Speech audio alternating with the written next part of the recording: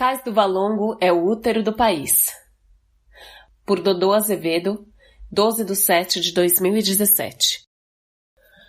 Quase ninguém parece ter entendido ainda a exata dimensão da importância do Cais do Valongo, agora finalmente declarado Patrimônio da Humanidade pela Unesco.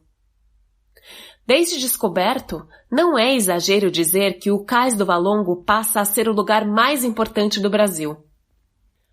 Quantos teóricos quiseram e querem entender até hoje por que o nosso país não dá certo? Quantos artigos, quantas palavras gastas para tentar entender a violência do nosso cotidiano, a corrupção em nossa cultura?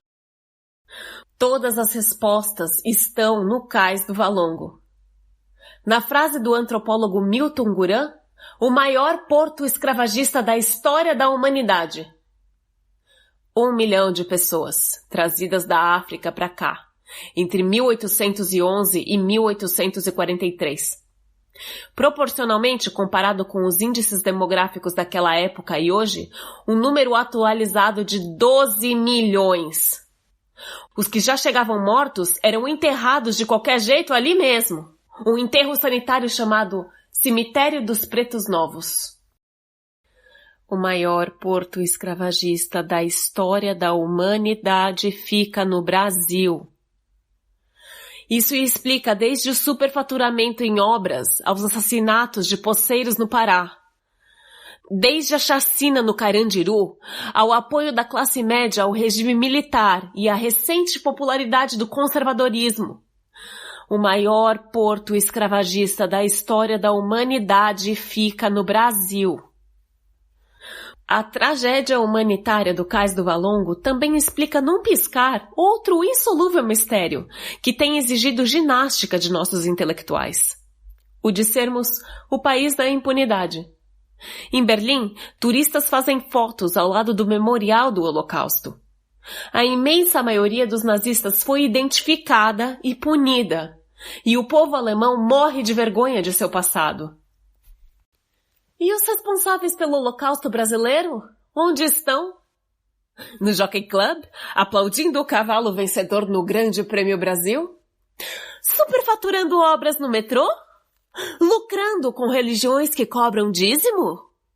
A Igreja Católica, a espécie de igreja evangélica do século XIX, foi condescendente com toda a escravidão no Brasil. Orgulhando o país por sua fortuna, espírito empreendedor e determinação em acabar com cracolândias a qualquer custo, nem que seja em enterros sanitários? E as vítimas e seus descendentes do Holocausto brasileiro? Onde estão? Lutando por cotas em universidade? Batalhando vaga de titular na seleção de futebol? Vendendo bala no trânsito? Fazendo bico de avião do tráfico? Tendo seus 5 minutos de fama durante a transmissão do desfile das escolas de samba? Apodrecendo em cadeias superlotadas? Nas madrugadas pelo Brasil, fumando crack? Em lugares como o próprio Cais do Valongo? Como já flagrado pelas câmeras de TV? Sendo aleijadas por balas perdidas dentro do útero da própria mãe? Onde estão os pretos novos? O Cais do Valongo é a resposta. Para tudo. Até para a também indecifrável apatia do nosso povo. E por isso, deveria imediatamente transformar-se no epicentro do país. Congresso Nacional, Palácio do Planalto, tudo deveria mudar-se para o entorno do cais. O Valongo deveria se transformar em um lugar de reflexão, até porque, por ser também nosso mais fiel espelho, nos reflete. O Valongo deveria transformar-se na nossa mesquita de Al-Aqsa, no nosso Muro das Lamentações, no nosso Stonehenge, na nossa Acrópole, nossa Persépolis, nosso Memorial da Paz de Hiroshima, nosso Ground Zero. O Cais do Valongo é a resposta para tudo, porque é onde o nosso país foi gestado. É onde o nosso umbigo está conectado. O Cais do Valongo é o útero do Brasil. Um útero de pedra, sangue e rotina. Terça-feira, 20/3/2018, por Dodô Azevedo. Os verdadeiros mandantes da execução de Marielle Franco. Um texto que publiquei em O Globo, em 2017, especulando ser o Cais do Valongo, no Rio, maior porto escravagista da história humana, o útero do país, foi lido em plenário na Câmara dos Deputados por Benedita da Silva. Não conheço Benedita pessoalmente. Sei, todos sabem, ser ela mulher, preta, cria da favela e militante. Como Marielle Franco. Durante a leitura do texto em plenário que acompanhei pela TV pública, vaias e escárnios de deputados que fingiam estar no celular. Nenhum deles era mulher, preto, cria da favela ou militante. A voz de Benedita foi ignorada, que é outra forma de calar-se uma voz. Isso aconteceu em outubro de 2017. Não houve mais repercussão em Brasília da questão do Valongo. A questão foi silenciada ainda no ano passado. Marielle foi executada a 4 quilômetros do Cais do Valongo. Querem encontrar quem de fato mandou matar Marielle Franco? Procurem no Cais do Valongo. Reluziu o óbvio. Para ser ouvido, só a sensibilidade de uma preta, cria da favela e militante. É para onde vai o meu voto para qualquer cargo eletivo a partir de hoje. Exclusivamente em mulheres pretas, cria de favela e militantes.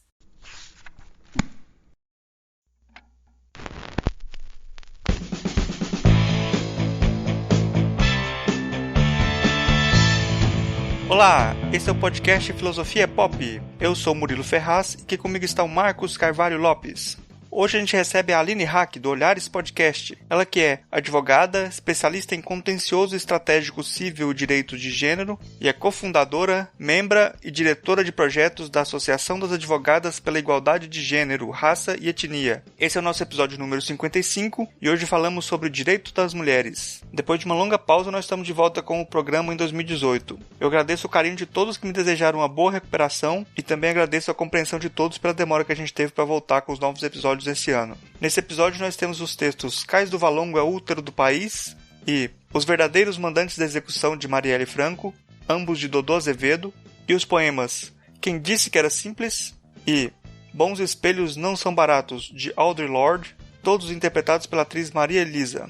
Assine o nosso canal no YouTube em youtube.com/filosofiapop, siga a gente no Twitter @filosofia_pop e curta a nossa página no Facebook, facebook.com/podcastfilosofiapop, tudo junto. Você também pode mandar um e-mail pra gente no contato@filosofiapop.com.br. Assine nosso feed no seu celular para receber os episódios assim que eles forem lançados. Se você não sabe como fazer isso, tem um guia no nosso site explicando como fazer. O Filosofia Pop é um podcast que aborda a filosofia como parte da cultura. A cada 15 dias, sempre às segundas-feiras, a gente vai estar aqui para continuar essa conversa com vocês. Vamos então para a nossa conversa sobre o direito das mulheres. Quem disse que era simples? Tem tantas raízes a árvore da raiva que às vezes os ramos se quebram antes de dar frutos. Sentadas em Nedix, as mulheres se juntam antes de marchar, falando das problemáticas garotas que elas contratam para ficarem livres. Um empregado quase branco posterga a um irmão que espera para atendê-las primeiro. E as damas não percebem nem rejeitam os prazeres mais sutis da escravidão deles. Mas eu, que estou atada pelo meu espelho, assim como pela minha cama, vejo causas na cor, assim como em sexo. E sento aqui me perguntando qual de meus eus sobreviverá a todas essas libertações.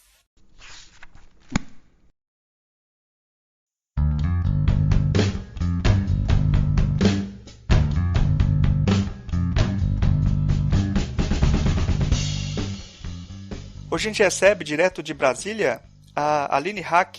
Ela é advogada, é especialista em contencioso estratégico civil, direitos de gênero, é cofundadora, membro e diretora de projetos da Associação das Advogadas pela Igualdade de Gênero, Raça e Etnia, e é fundadora, host e produtora do Olhares Podcast. A nossa conversa de hoje é sobre direito das mulheres.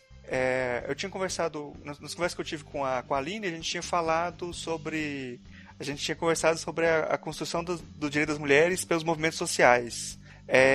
Então eu já gostaria de começar com essa pergunta, assim, qual que é o papel dos movimentos sociais na construção desses direitos das mulheres? Oi, gente. Olha, é um prazer estar aqui no Filosofia Pop. Eu adoro filosofia pop, inclusive. Mas é interessante a gente conceituar os movimentos sociais como uma forma de agregação social, né? Que coexiste com outras categorias consolidadas, como as classes, os grupos de interesse, as associações. E é um conceito típico das sociedades complexas contemporâneas, né? O que acontece? Existem vários conceitos para movimentos sociais. Muitas pessoas, elas caracterizam os movimentos sociais como ações coletivas que eram entendidas como uma reação a uma crise econômica, principalmente relacionada a desamparados. Isso é um primeiro conceito, é um conceito antigo, normalmente utilizado nos movimentos sociais dos anos 70, mais ou menos. E essa expressão, dentro de uma situação estrutural comum, né, principalmente nas situações de classe, envolve uma série de direitos. Só que o que a gente tem que observar é que nos anos 70, esses movimentos eles foram movimentos de ação, foram sistemas de ação. Muitas vezes eles eram voltados às lutas tradicionais de força de trabalho, porque era o que acontecia na época, era a pauta do momento, né?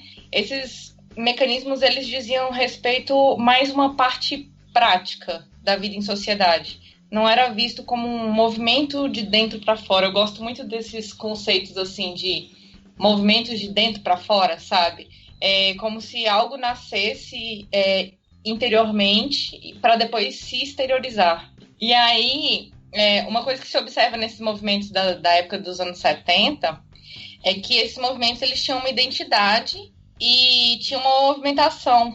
Uma motivação. Seria mais ou menos como se fosse uma agregação para resolver, mas não para buscar o porquê. E o movimento feminista ele vem nesse contexto, ele vai crescendo junto com os movimentos de classe, nessa mesma época, buscando resolver problemas que as mulheres tinham naquela época.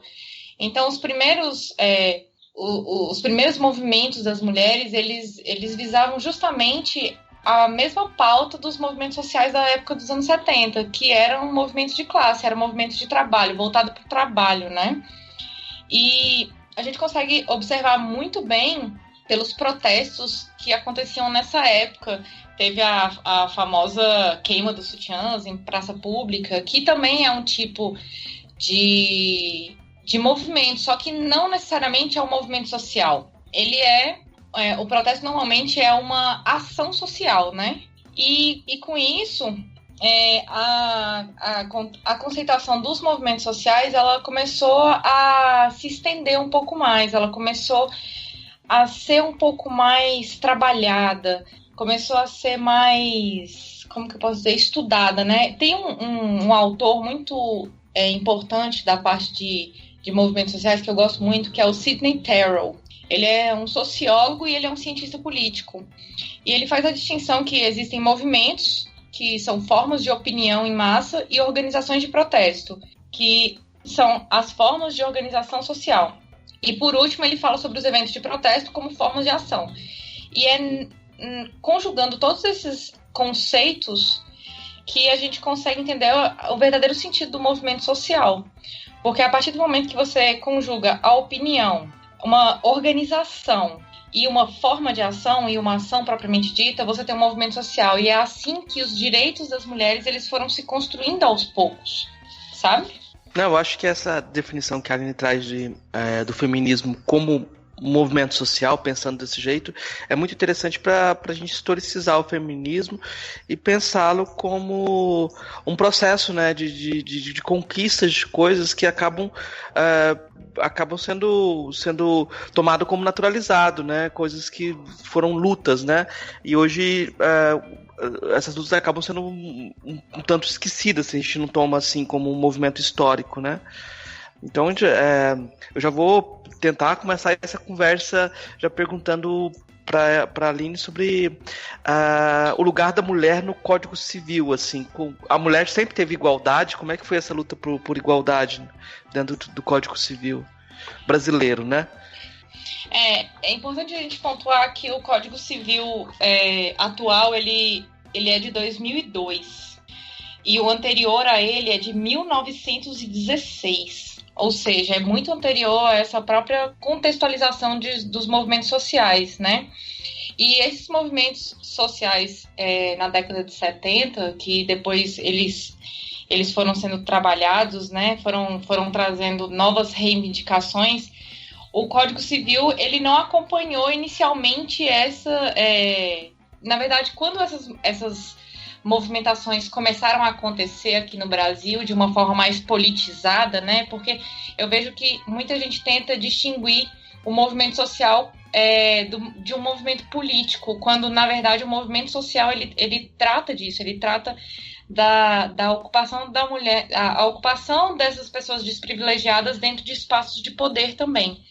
E aí o Código Civil de 1916, ele era um código que refletia a realidade da época de 1916, que era uma realidade muito patriarcal, que a mulher era vista como um objeto, como uma posse, né, um objeto para ser possuído, e isso mudou muito em relação ao Código Civil de 2002.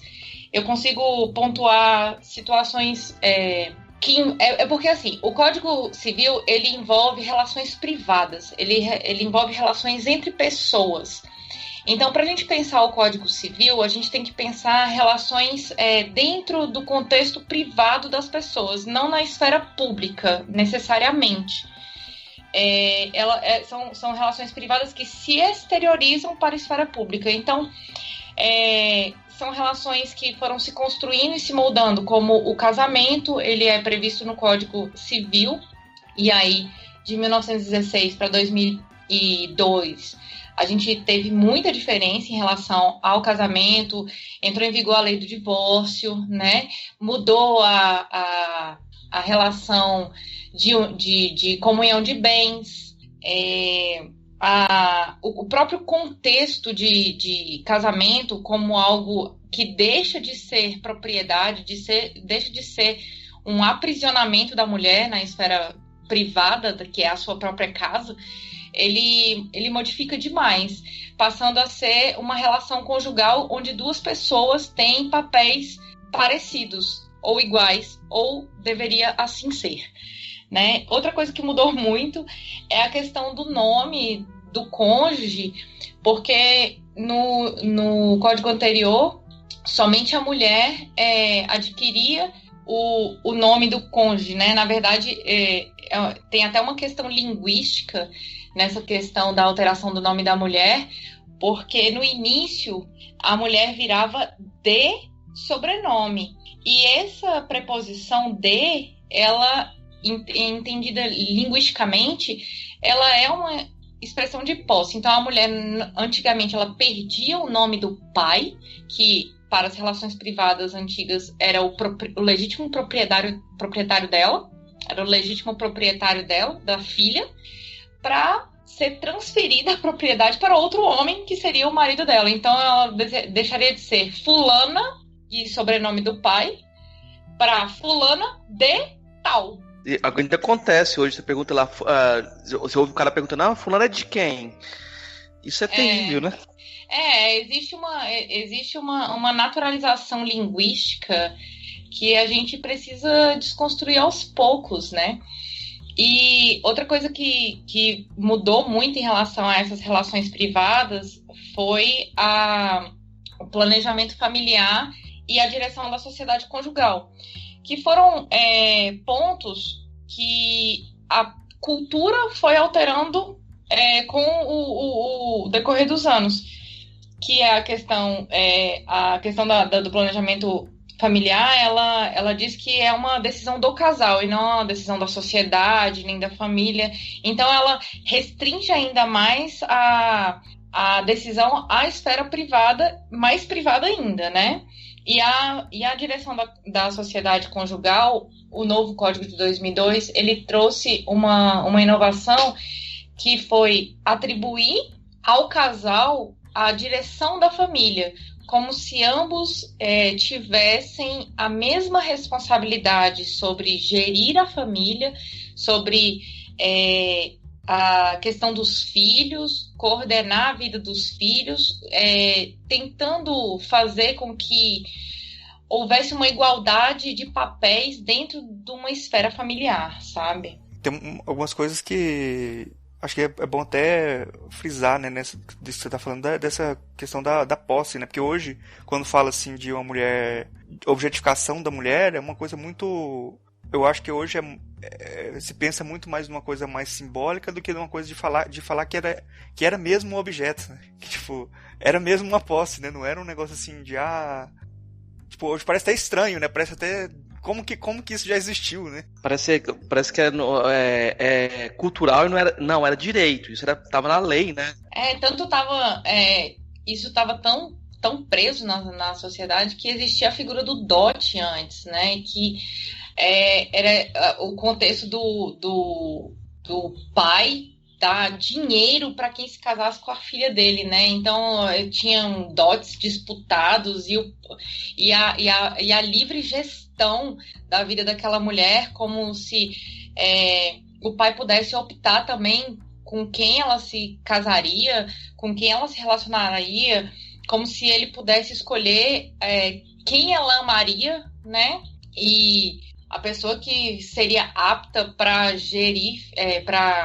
gerar filhos junto com ela, porque também o contexto familiar naquela época tinha essa visão de necessariamente ter filhos como herdeiros, e homens primogênitos têm mais poder de fala e decisão dentro de uma família, e essas questões culturais, elas estão sendo desconstruídas aos poucos, mas é o movimento feminista que tem trabalhado e estudado para conseguir demonstrar para a sociedade, para os criadores das leis, no caso, que a gente está falando aqui, para essas nuances históricas, sociais, que demonstram que a mulher, desde o início, era tratada como um objeto, como posse, e dentro da esfera privada ainda mais, porque eram homens que tinham controle sobre tudo que girava em torno da vida dela. Eu pensei em 2 contra-exemplos aqui que a gente não tinha nem... que eu acho que só pra complicar as coisas, né? Eu lembrei do negócio da Bolsa Família, né? Que é entregue hoje de preferência pra mulher, né? Sim. Porque a responsabilidade no direito está colocada igual, mas na prática não é igual. E, por outro lado, também é curioso ainda que a gente mantém essa ideia as filhas de militares que não casam ainda têm direito à pensão, uma coisa assim, não é? A gente mantém isso ainda atualmente? Como é que é? Mantém. Essa questão da primeiro, em relação à Bolsa Família. Foi feita uma análise social em cima da questão da Bolsa Família, e a Bolsa Família, ela foi dada, ela é registrada em nome da mulher justamente por conta da alteração de uma questão também, que é desse ponto do direito civil, que é do sustento da família. As famílias, elas se modificaram, e com o advento do divórcio, as mulheres se viram livres, ou se viram livres para dispor sobre os seus relacionamentos. E com isso, a lei do divórcio veio na década de 70, mais ou menos, e aí, com isso, essas mulheres foram obrigadas a prover o sustento dos filhos delas. né? E a questão do Bolsa Família, principalmente, foi feita análise social também, que verificou que, além dessas mulheres serem arrimo de família, muitas delas eram vítimas de violência doméstica. Então, muitas eram abandonadas pelos maridos ou eram violentadas economicamente pelos maridos. Então, chegou-se a uma conclusão, depois de, acho que mais ou menos 3 anos de pesquisa, que muitas dessas mulheres se empoderaram por conta do Bolsa Família e conseguiram se ver livres de situações de violência doméstica, porque elas simplesmente saíram de situações de violência econômica, que é um tipo de violência prevista na Lei Maria da Penha, que é quando o homem possui todo o poder sobre a esfera econômica daquela mulher, todo o contexto econômico dela. Então, muitas mulheres não saíam de casa porque o marido, o namorado, companheiro, falava que ela ia ficar no olho da rua, que ela não ia ter dinheiro para comer, que os filhos não iam ter, iam ficar desamparados. Então, essa Bolsa Família também trouxe essa, vamos dizer, esse afago para essas mulheres, para que elas também conseguissem se livrar das situações de violência. Mas ele foi pensado justamente em decorrência dessas alterações que a esfera privada foi modificando dentro da vida dessas mulheres, em questão de casamento, em relação a sustento de família, até mesmo em relação a domicílio, nome, essas coisas todas, sabe? Outra coisa que modificou muito, que pouco se é falado e é uma conquista enorme para as mulheres, é que as mulheres, elas não têm que estar mais na presença do pai para registrar filhos, que também é um caso que envolve a esfera privada. Pouco se fala nisso, sabe? Da questão do registro dos filhos, que era uma questão muito delicada, que envolvia a autorização do pai. Então, ela pode hoje colocar o nome do pai sem ter uma autorização expressa do pai, sabe? Antigamente, ela tinha que ter uma autorização expressa ou o acompanhamento do pai para registrar aquela criança em nome daquele pai, como se tivesse implícito que ela também pudesse fazer isso de má fé, sabe? Uma questão também acho importante é que, assim, por muito tempo, o pensamento, essa divisão de papel na sociedade de homens e mulheres, parece que sempre ficou o espaço da mulher, o espaço da casa, né, privado e tal, e o espaço público era dominado pelos homens. Hoje ainda em grande parte. Mas uma das coisas que eu acho que avançou no século passado, aí, se você pode dizer isso, foi o direito da mulher de poder trabalhar fora, né, de poder sair de casa para trabalhar. Como é que você vê essa parte assim dos direitos trabalhistas para as mulheres? Olha, os direitos trabalhistas eu acho bem interessante a questão da evolução histórica dos movimentos trabalhistas, porque se a gente parar para pensar nos movimentos trabalhistas como um todo, a gente começa lá na Revolução Industrial, ou até antes, na época da Segunda Guerra, que as mulheres foram obrigadas a trabalhar porque os homens saíram para a guerra. E aí elas ganhavam menos, elas eram colocadas em situações de trabalho mais insalubres, que pode comprometer a saúde dela, né? E a segurança. E foi também por conta disso que teve a famosa queima dos sutiãs, porque essas mulheres, elas trabalhavam em situações insalubres e desumanas. Muitas mulheres trabalhavam muito mais do que os homens, e aí também tem a questão da dupla jornada, tripla jornada. Então, a gente tem que analisar esse contexto histórico. Por que as mulheres começaram a trabalhar? Por que elas foram obrigadas a sair de um sistema privado, dentro de um contexto privado, para sair para a esfera pública, né? Para sair de suas residências e buscar. E elas, mais uma vez, elas foram coagidas a fazer isso por conta de guerras, de pobreza e tudo mais, necessidade, porque ainda tem essa questão social de que a mulher tem que cuidar dos filhos. e na falta de um homem para fazer naquela época, ela ainda teria que cuidar de seus filhos. E se seus filhos viessem a ter problemas de saúde, a culpa seria dela. Então, também vem... o direito trabalhista ele vem com uma carga social muito forte em relação às mulheres. E com isso, igual eu falei lá, quando a gente começou a falar sobre os movimentos sociais, entra também uma questão de classe social. Por que as mulheres mais pobres são as mulheres que são obrigadas a trabalhar, né? E elas são a grande maioria. E aí as coisas vão se movimentando. E a evolução dos direitos trabalhistas, a gente não pode esquecer de mencionar a proteção à maternidade, por exemplo, que hoje está sendo alvo de discussões, porque a alteração da CLT recente, ela fala que as mulheres grávidas podem trabalhar em condições insalubres, ou seja, que podem comprometer a sua segurança ou a sua saúde, e a mulher está grávida. Então, é um retrocesso. A proteção à maternidade nos direitos trabalhistas foi uma grande conquista, porque as mulheres conseguiram o direito de alimentar os seus filhos durante o período puerperal e também ter um período...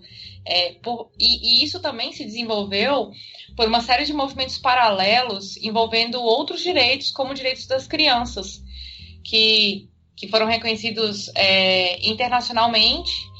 E com isso, valorizou-se também direitos de crianças de terem um crescimento saudável. Então, foi nessa conexão de direitos que muitas mulheres conseguiram alguns direitos a mais, como o direito à maternidade, porque ela consegue o período de licença maternidade, não só o direito à licença maternidade, ele não é para beneficiar a mulher, ele é para beneficiar a criança. O que beneficia a mulher em relação à proteção à maternidade é ela não perder o emprego porque ela virou mãe, né? E ela não pode ser mandada embora enquanto ela está grávida. Então, ela tem uma segurança jurídica que, enquanto ela está ali, naquela situação um pouco mais fragilizada, e aí vale lembrar que gravidez não é doença, mas é uma situação que a mulher está mais fragilizada por conta de hormônios, por conta de situações que são imprevisíveis, ela pode estar... com gravidez de risco, coisas assim, né? Então ela tem uma segurança de que ela não vai ser mandada embora por caso ela tenha que faltar ou tenha que estar em repouso ou posteriormente a gravidez dela, a criança dela apresente, fique doente, porque é normal no primeiro ano de crescimento da criança. Então ela tem esse período aí de segurança jurídica enquanto ela está gerando a vida e depois que a criança nasce.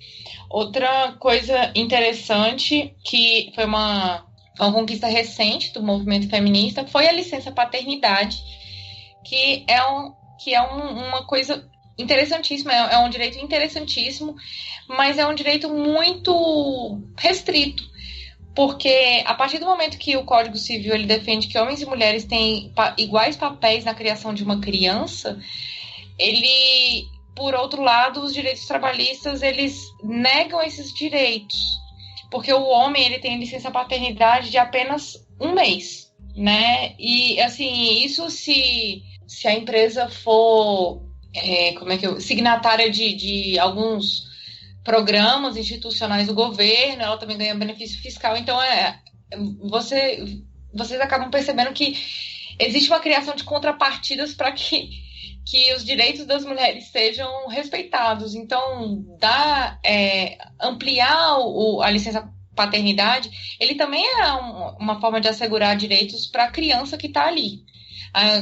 Um direito do crescimento saudável, também de não sobrecarregar aquela mulher com o ônus.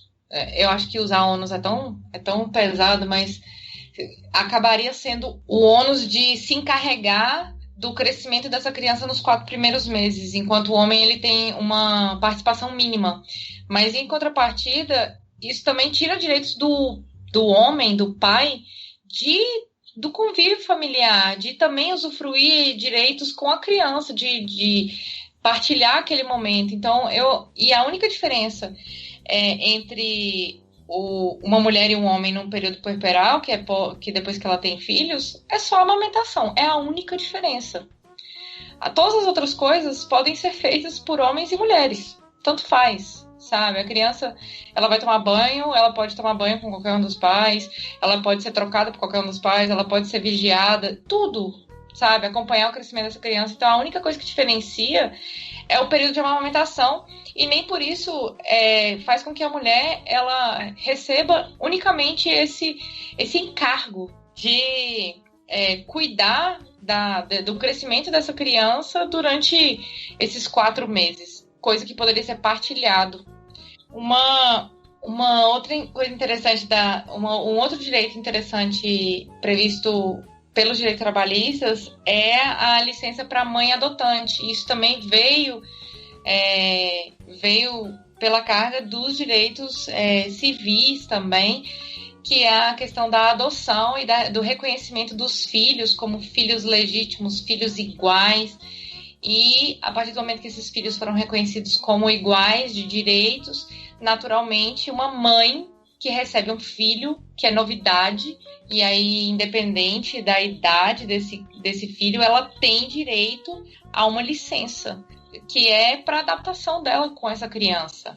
E aí varia um pouco da licença, né? A licença até 1 ano de idade, ela é de 120 dias, igual de uma mãe que tem uma gestação, né? A partir de 1 ano até 4 anos de idade é 60 dias, e a partir de 4 anos até 8 anos de idade, 30 dias. Então, existe uma preocupação do legislador de garantir não só os direitos dessa mãe, mas também da criança de se adaptar ao lar que ela foi inserida. E outra coisa, existem entendimentos jurisprudenciais feitos pelas cortes, especialmente pelo STF, né, de ampliar essa licença adotante para pais e também para casais homoafetivos, ou seja, tanto compostos de 2 mulheres quanto de 2 homens. Justamente porque existem interesses aí, para além dos interesses da mulher, mas são interesses da criança também. Então, a gente vai observando que nesse contexto de união de direitos aqui e acolá, esses direitos eles vão se consolidando e trazendo benefícios para a sociedade como um todo. E aí eu gosto sempre de falar que quando uma pessoa fala que o movimento feminista ele busca somente direitos para mulheres, a pessoa está totalmente equivocada. Porque pelo que eu falei aqui para vocês até agora, todo mundo tem a ganhar com direitos iguais. Uma outra coisa interessante são ampliações também de licenças para algumas mulheres em situações de doenças degenerativas, câncer. Hoje em dia, mulheres, quando têm câncer de mama, dependendo do lugar onde ela trabalhe, ela pode se aposentar, ela pode ter uma ampliação da licença por conta de doença, né? E existem vários benefícios previdenciários e é bom a gente pontuar essa questão, que o direito do trabalho está intimamente ligado com direitos previdenciários. E uma das maiores conquistas das mulheres dentro dos direitos trabalhistas foi se aposentar primeiro. E por que isso é uma conquista para uma mulher? Por que uma mulher merece se aposentar primeiro, antes que um homem com menos trabalho? Justamente por causa dessa carga social e cultural de que a mulher tem 2 jornadas, 3 jornadas. Ela sai do trabalho, ela vai para casa, ela vai cuidar do filho, ela vai limpar a casa, vai cuidar do marido. Infelizmente, é uma realidade que ainda é presente. E com isso, essa mulher, ela recebeu a garantia de se aposentar antes, porque se for computar em horas, quanto tempo ela trabalhou, trabalho e casa, trabalho e família, ela trabalhou muito mais do que um homem. E essa mudança na reforma previdenciária, que o Temer está doido para aprovar, eles estão querendo reduzir esses direitos das mulheres. E eles vêm com aquele argumento de que, vocês não queriam direitos iguais? Então toma aqui direitos iguais, sem analisar todo o contexto que existe por trás dessa garantia. Porque é uma coisa que nós não podemos deixar de conversar quando falamos de direitos, é que os direitos eles são iguais para pessoas igualmente comparadas. Ou seja, eles têm que ser direitos desiguais na medida da sua desigualdade. A partir do momento que a gente reconhece que uma mulher tem desigualdade de jornada de trabalho, tem desigualdade dentro do ambiente familiar, tem desigualdade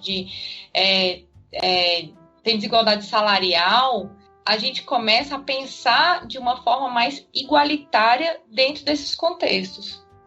Só curiosidade, assim, Aline, você falou várias coisas assim, e ficou claro que ao invés de proteger a mulher, o objetivo sempre mais é proteger a criança, como se fosse um acessório, né, assim, até esse direito para pensar mais na criança até. Qual que são as pautas hoje que o movimento feminista tem em relação à questão trabalhista? Outra curiosidade, assim, a igualdade salarial está garantida em lei também ou não? A igualdade, vamos por partes aqui. Qual foi a primeira pergunta? A questão Quais as pautas hoje em dia que você acha que são mais pujantes em relação à questão trabalhista? Eu acho que eu não vou saber responder tão bem essa pergunta, porque eu sei que a pauta trabalhista ela está voltada principalmente às questões da CLT, que ela está combatendo essa questão da advogada, está combatendo essa questão da mulher grávida ser submetida a situações insalubres que comprometam a segurança dela. Tem a questão que também é uma pauta feminista, que é a questão da escravidão, né, que foi uma pauta recorrente no ano de 2017 a respeito da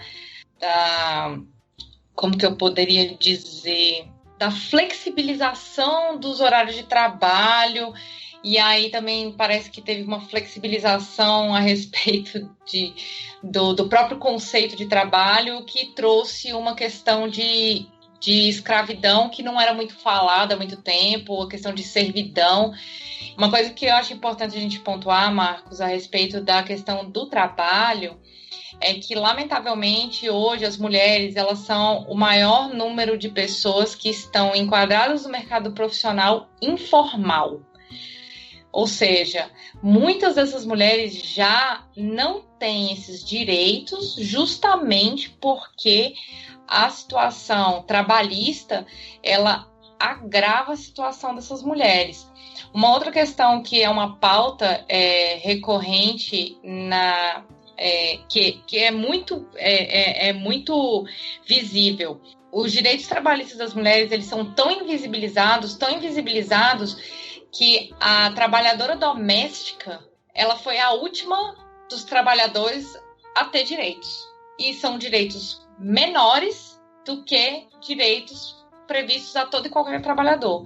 Então, todos aqueles direitos que muitos trabalhadores e trabalhadoras tinham desde o início, a trabalhadora doméstica ela era vista como algo menor. E aí agrega a questão do próprio conceito de trabalhadora doméstica como algo invisibilizado, uma coisa que não merece a nossa atenção. E com certeza a luta feminista também trabalhou nisso, porque quantas e quantas mulheres são trabalhadoras domésticas? E se houvesse homens trabalhadores domésticos em maior quantidade, eu não vou dizer que não há, porque há, mas vamos colocar que é uma parcela mínima, sei lá, 1-2%, com certeza essa pauta já tinha surgido antes. Ela já tinha sido defendida, ela já tinha sido equalizada aos direitos de todos os trabalhadores. Por que as trabalhadoras domésticas são vistas como menos? Uma outra questão que também é pauta hoje feminista, é a questão previdenciária mesmo. E um dos pontos que está sendo discutido é justamente que igualar a idade para aposentar de homens e mulheres não vai trazer igualdade. Não vai trazer igualdade entre homens e mulheres. Não vai, tanto no ambiente de trabalho quanto na esfera privada. É necessário uma mudança estrutural e social para que as mulheres parem de ser vistas como servas de casa. A questão do salário, ela é prevista constitucionalmente. O artigo 5º da Constituição, que é de 1988, ele fala que todos são iguais perante a lei e não vai haver distinção de sexo, de raça, de etnia, nada. Isso significa igualdade de direitos. Então, a partir do momento que existe um direito ao trabalho, a contrapartida de se receber algo por aquilo que se faz, e existe essa previsão de igualdade de direitos, então, naturalmente, significa que homens e mulheres vão ter que receber a mesma coisa pelo mesmo trabalho realizado. E, infelizmente, isso não acontece. O que a gente vê nos ambientes de trabalho é que mulheres recebem menos, elas são hostilizadas, principalmente quando elas são mães, e dificilmente elas alcançam cargos mais altos. Os estudos sociais envolvendo feminismo e trabalho, eles falam muito sobre a presença de um teto de vidro, que a mulher, ela chega, ela enxerga, mas ela não consegue alcançar, porque existe um teto de vidro ali que impede, que é o machismo, o patriarcado e todas essas questões que há muito, muito tempo as mulheres vêm lutando. Uhum. Até para ilustrar essa diferença, em geral, por exemplo, que você está falando muito da questão da maternidade, quando um homem vai ser pai, é até argumento para negociar aumento de salário, né? Quando a mulher vai ser contratada, pergunta se ela quer ter filho, né? Para não contratar, ou então para depois de um tempo mandar ela embora, porque ela tem que cuidar do filho, né? Eu acredito que em umas 5 entrevistas de emprego que eu fiz já durante a minha vida, só uma não me perguntou se eu tinha filhos. E todos eram assim: você é casada? Se eu digo que sim, você pretende ter filhos? Já puxa, né? Algumas nem perguntavam se eu era casada, perguntava diretamente se eu tinha filhos, porque nós bem sabemos que uma mulher não precisa ser casada para ter filhos, né? Então, ainda tem essa. Eu sou divorciada, mas tem filhos, sabe? Então, eu até estava conversando com algumas amigas que fazem pesquisa na área de trabalho e eu falei, dá vontade da gente fazer um monte de entrevista de emprego e começar a responder diferente para tentar observar o rosto da pessoa que está avaliando. Tem uma fala de uma... Eu não me lembro o nome da mulher, que ela falava assim que ela passou no trabalho, toda vez que ela tinha algum problema com os filhos, ela ligava pro pessoal e falava que o carro dela estragou. E ela fala assim que ninguém nunca falou pra ela assim que o carro dela estraga demais. Quando é com filho, sempre fala, não, seus filhos, essa mulher sempre tá doente, sempre tá com problema. Eu já cansei de ouvir histórias de mulheres que são hostilizadas e sofrem assédio moral dos patrões e das patroas também, das gerentes, das coordenadoras. E a gente... o importante é pontuar que o machismo, essa hostilização dessas mulheres, ele não parte só de homens, tá? Ele parte de homens e mulheres, porque o machismo não precisa ser homem para ser machista. Não precisa ser homem para subjugar uma mulher. Mulheres também fazem isso com outras mulheres. Só se partir do ponto de vista do universal, você já faz isso, né? Tipo, tem um livro de um artista. Eu acho que o livro, acho que saiu no Rio de Janeiro. Ela começa falando, é a tese de doutorado dela. Ela fala que na entrevista pro doutorado, a entrevista dela durou o triplo do tempo normal, porque ela estava grávida, o pessoal queria saber como é que ela ia fazer para amamentar. Aí ela transformou isso em performance depois, sabe? Eu achei muito... Como é que vai amamentar? Vou amamentar com o peito, né? E tipo, ela transformou o doutorado dela em artes, né? Ela fez performance depois e tratou toda a questão do feminino, Depois eu vou indicar o texto dela no final. Muito bom.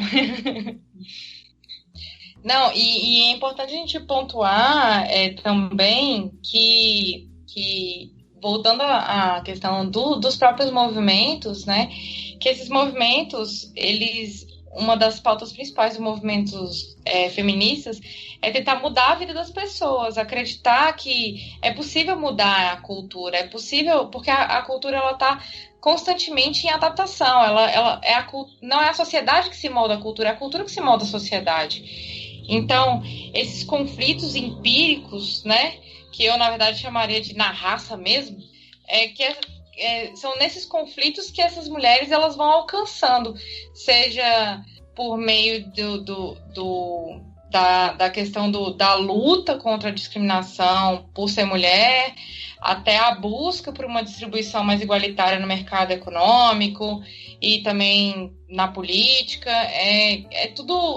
São todas pautas dessas mulheres que vão se construindo aos poucos.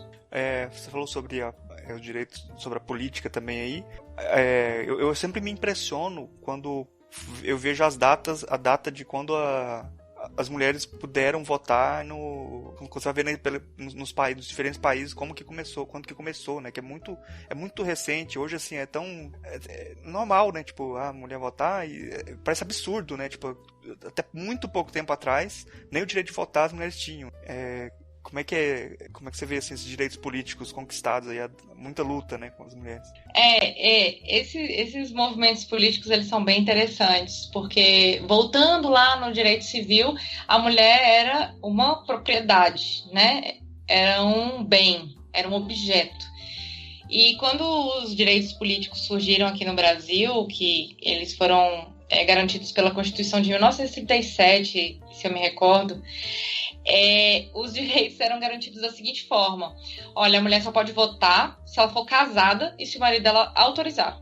Então, mulheres solteiras não votam, porque não tem quem mande nelas, ou o pai não manda o suficiente, né? E o que leva a gente a pensar em outra coisa. Se essa mulher tinha um dono, e se essa mulher tinha um marido que tinha que autorizar, provavelmente essa mulher teria que votar em quem o marido mandasse. Então, na verdade, em cada casa, tinham 2 votos para a mesma pessoa.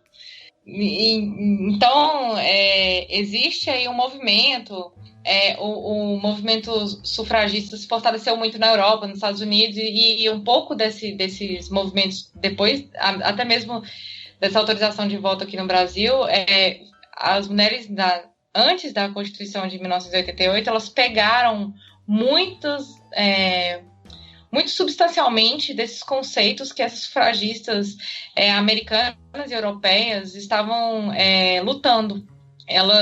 Essa revisão de literatura dessa época, ela mostra uma ênfase excessiva na busca de igualdade de direitos, que deixou muito claro que o movimento ele não era só uma igualdade de direitos, mas uma igualdade para ocupar espaços de poder. E esses espaços de poder são espaços políticos. E esse movimento das mulheres sufragistas, ele influenciou muito na Constituição de 1988 e trouxe soberania popular exercida pelo sufrágio universal, pelo voto secreto, com valor igual a todos. Esse igual a todos é igual dizer homens e mulheres, independente da sua seu estado civil, independente da sua classe social, independente da sua raça, da sua etnia, todos terão direito a voto, porque o voto é secreto. Então, no fundo, ninguém sabia quem era que estava votando ali, se era um homem ou uma mulher. Pelo menos era para saber, né? Pelo menos é para ser. E a partir do momento que é dado poder para essas mulheres votar, naturalmente as pautas das mulheres começam a ser votadas. Porque o processo político, ele é um processo que poucas pessoas conhecem no Brasil. E não basta ter uma pessoa no poder, ser eleita, a gente precisa saber em qual poder ela está inserido, né? E existem mulheres, quando a gente fala em conquista de direitos políticos, não só pelo sufrágio, que é o voto, que é representado pelo voto, mas também de eleger e ser eleito, né? Ocupar uma posição de decisão. E essa posição de decisão, ela pode se converter tanto em uma decisão executiva, que é ocupado hoje pelo presidente da República, por governadores de estados e prefeitos em municípios, como uma posição legislativa. E, assim, isso eu estou falando de uma forma bem simplificada, né? Que aí a posição legislativa é feita por vereadores em esferas estaduais, por deputados distritais aqui no Distrito Federal, deputados federais a nível nacional e pelos senadores, que é a nível nacional. São essas pessoas que fazem as leis. E quando essas mulheres começam a ter o direito não só de escolher quem elas vão colocar lá, mas também de serem colocadas nesses espaços de poder, as pautas começam a se mexer mais. Elas começam a chegar aos espaços de poder, começam a ser visibilizadas. E é quando começa a falar um pouquinho mais dessas diferenças sofridas pelas mulheres. Eu vejo que as sociedades, elas desenvolvem uma pressão crescente pela conformidade, sabe? As reivindicações desses efeitos disruptivos, de dizer, olha, nós estamos tendo direitos violados, esses direitos já estão em vários lugares e aqui não está. Isso desafia muito a lógica do sistema. E os direitos das mulheres, eles começam a passar a ser antagonistas aos direitos culturalmente construídos no decorrer vamos colocar aí de hoje, 118 anos. Porque a gente começa a falar mesmo em direito nos anos 900, é quando a gente começa a falar de direitos no Brasil. Né? Então, essa mensagem disruptiva, ela vai se tornando um objetivo cultural do próprio movimento feminista, um objetivo político que vai mobilizando outros grupos por causa do que nós chamamos da interseccionalidade, que o movimento feminista, ele não é voltado só para as mulheres, ele é voltado para as mulheres negras, ele é voltado para mulheres LGBT, ele é voltado para toda a sociedade, para crianças, para idosos, para tudo, sabe? Uma coisa que é importante, acho, falar dessa parte de representação das mulheres e da participação política, acho que tem duas coisas que eu acho interessantes. Uma é o número de mulheres que estão hoje no Congresso, né? Que é um número muito, muito reduzido e geralmente muitas delas lá, quando vão falar alguma coisa lá, vão se posicionar, é complicado, né, para se posicionar. Salvo engano, acho que tem umas 37 mulheres só hoje no Congresso, de 500 deputados.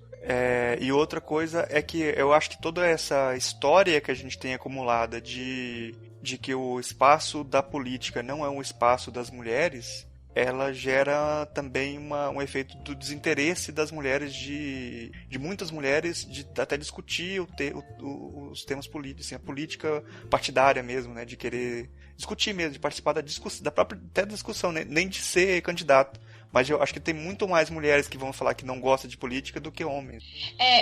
Existe, de fato, um desinteresse por essa pauta num contexto generalizado. Mas vale lembrar que hoje em dia os movimentos de mulheres, eles encontram um lugar em movimentos mais pacifistas, que também têm identidade de movimentos sociais, só que eles são movimentos comunitários locais. Então, a gente pensar como se fosse um micro para um macro, como se fosse uma rota política para essas mulheres. E graças à preponderância dessas mulheres nesses centros comunitários, a questão ela vai se tornando mais participativa, mais democrática, ela tem uma ajuda mútua entre as redes. Então, são pequenos grupos que vão se movimentando. Eu recentemente fiz até uma busca a respeito disso e os dados que eu encontrei foram bem interessantes, de que as mulheres que se movimentam dentro dessas pequenas comunidades, elas têm um nível de aceitação maior pela própria comunidade, do mesmo modo que elas têm um empoderamento. Elas se empoderam, né? Elas conseguem ultrapassar a barreira como que eu poderia dizer, da rejeição social para mulheres politicamente articuladas, e E ao invés delas ficarem buscando hierarquicamente questões, elas buscam verdadeiras consolidações, elas buscam verdadeiros alcances de direitos para aquelas comunidades. E essas mulheres têm obtido muito êxito de chegar a cargos de vereadoras. Eu fiquei muito feliz porque o índice de mulheres vereadoras aumentou substancialmente nos últimos 10 anos. Por quê? Porque são espaços mais controlados, essas mulheres têm uma potência maior, uma potencialização maior de serem conhecidas dentro dessa comunidade, que acredita nela como líder e acredita nela como um potencial de mudança. E essas mulheres são eleitas. Então, é um processo de crescimento político muito lento, mas ele é efetivo. Essas mulheres, elas conseguem alcançar os propósitos delas dentro daquela comunidade e elas são reconhecidas por isso. Então, né, elas não perdem essa carga que elas ganham, e além do próprio conhecimento. Uma coisa também que acontece muito, Murilo, é que isso acontece tanto na esfera política quanto na esfera trabalhista, é que mulheres, elas trabalham e estudam, às vezes, o dobro que um homem, para que elas sejam reconhecidas pela mesma posição daquele homem. Como se ela tivesse que fazer um trabalho meio que desumano, assim, né? Sobre-humano, vamos dizer assim. Elas tivessem que fazer um trabalho sobre-humano para que elas conseguissem alcançar um reconhecimento, porque só pelo fato de elas serem mulheres, elas já têm essa carga negativa que tira ela dessa pauta. Quando a gente fala de minorias, esse mesmo discurso quando trata da questão racial, né? O negro tem que ser 2 vezes melhor. Tudo isso é muita maldade e acaba gerando um tipo de violência e um tipo de ressentimento também muito grande também. Não é nem possível esse jogo, né? E se a gente for passar agora dos direitos políticos para os temas, para direitos reprodutivos e sexuais, né? O que você vê de conquistas dos movimentos sociais em relação ao direito das mulheres, e o que falta também, né, nessa pauta aí, que é uma pauta bomba? A pauta bomba dos direitos das mulheres são os direitos reprodutivos, porque a partir do momento que foi dado direitos reprodutivos para as mulheres, naturalmente foi dado a elas os poderes de gerir a própria vida, né? Então já houve uma desconstrução nessa questão. A mulher poder gerar uma vida ou parar de gerar uma vida ou não querer, isso interfere diretamente no direito dela de ir e vir. E uma das primeiras conquistas dessas mulheres foi métodos de esterilização, laqueadura, pílula anticoncepcional, essas questões que as mulheres eram muito julgadas por utilizar métodos contraceptivos, só que nada mais era do que uma questão de escolha, de poder optar, né? Uma questão que é super complicada, que ainda é pauta e vai ser pauta por muito tempo em relação aos direitos reprodutivos, é a questão do aborto. O aborto hoje no Código Penal ele só é permitido quando ele é praticado em situação de violência, né, estupro. Ele é garantido no caso de risco de vida à mulher, aí você escolhe, é feita uma escolha e hoje o que se escolhe ainda, né, é a vida da mulher. O STF também ele ampliou essa possibilidade para aborto de feto anencéfalo, que não tem possibilidade nenhuma de ter vida extrauterina. Então aquele feto até cresce dentro da barriga daquela mulher, mas ele, como não tem um cérebro, ele fora daquela situação, ele não vai viver nada, porque o cérebro controla todas as funções do corpo, sem ele de nada adianta. Isso foi isso já é consolidado no Supremo Tribunal Federal, que é uma situação passível de aborto legal. Outras questões que foram discutidas aí, tem a questão que foram objeto de pauta já, de aborto, foi a questão de aborto em caso de Zika vírus. Isso foi discutido uma época no Supremo Tribunal Federal, eu acho mais ou menos uns 2 anos atrás, em 2016, e essa questão não passou. Ela não passou porque existe a possibilidade dessa criança nascer com vida, ter uma vida, não vou dizer normal, que nem a das outras crianças, mas existe uma possibilidade dessa criança ter uma vida saudável. E isso não impede a gestação, e aí é contra o que o Código Penal prevê. Então, essa questão não passou. Tem até um episódio de um podcast que eu gosto muito, que é do Salvo Melhor Juízo, que eles falam sobre essa questão do direito ao aborto e o medo de uma seleção de crianças por conta dessas possibilidades de aborto legal. O Código Penal, ele criminaliza o aborto. Hoje é crime praticar aborto no Brasil fora dessas condições.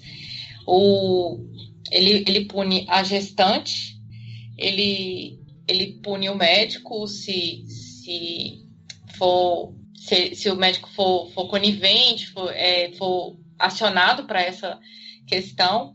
E existem uma série de discussões também a respeito do médico que descobre que a mulher abortou, se ele tem que notificar as autoridades, violando o seu segredo profissional e tudo mais. Então, para vocês verem como discutir sobre a disponibilidade reprodutiva de uma mulher é uma questão muito espinhosa no Brasil, que nada mais é do que um direito dela de dispor sobre o próprio corpo, sobre as suas decisões sobre a sua vida. E isso, naturalmente, é uma questão que preocupa muito aos homens, porque tem uma máxima que eu ouço muito falar na internet, é que se os homens que fossem gerar vidas, né, gestacionar, se fossem eles, o aborto já seria permitido desde 1900. Porque homens têm direito a dispor sobre tudo da vida deles, mas as mulheres, elas têm que conquistar colando ali, né? Quase fazendo a casinha de João de Barro com um pedacinho de terra. Então é mais ou menos isso.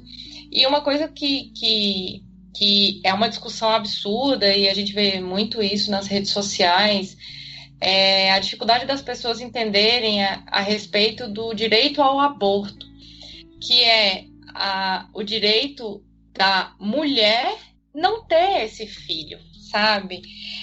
O que é uma coisa que há uma dificuldade muito grande, que o objetivo de muitas mulheres não é só uma igualdade de direitos, é o direito também de ser diferente, é o direito dela não querer ser mãe, sendo que a cultura sempre fala que uma mulher nasceu para ser mãe.